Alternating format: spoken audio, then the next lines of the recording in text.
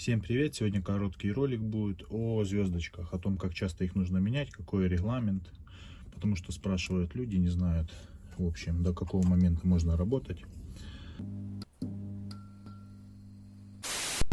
Вот штилевская звездочка. Я думаю, видно вот две наработки от цепи. Если смотреть вот так вот, то на зубе звездочки выработки нету.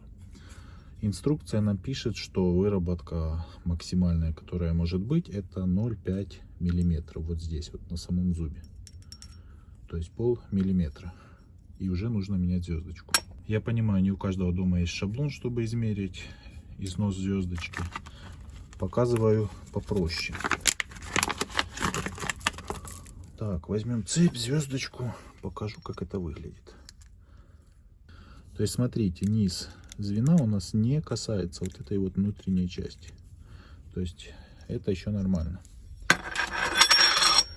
Вот, к примеру, выработанная звездочка. То есть здесь и так видно, что она выработана. То есть здесь у нас уже больше, чем полмиллиметра. Ну и к тому же легко определить выработку, когда у нас хвостовик звена начинает касаться вот здесь вот внизу. То есть как только вы заметили, что у вас на бензопиле начало прорабатываться вот здесь вот место от цепи, все, то есть можете менять звездочку. То есть самый простой такой метод. Теперь второй пункт. Как продлить срок службы? Ну, во-первых, правильно натягивать цепь.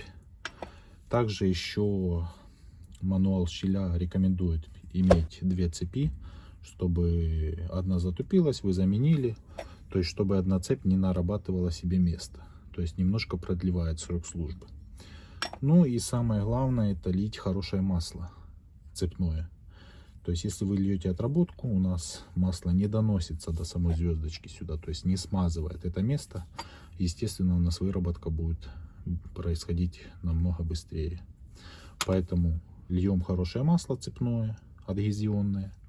И у нас цепь доносит сюда масло, смазывает звездочку. Тем самым продлевает срок службы и цепи, звездочки, и шины в общем. Еще один момент — это износ по внутренней части.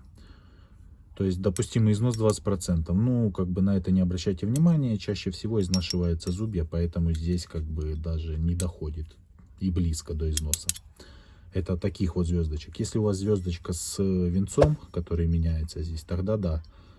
То есть вы можете там заменить там 3 венца, 4, а здесь у вас будет все та же корзина стоять, скажем так, да.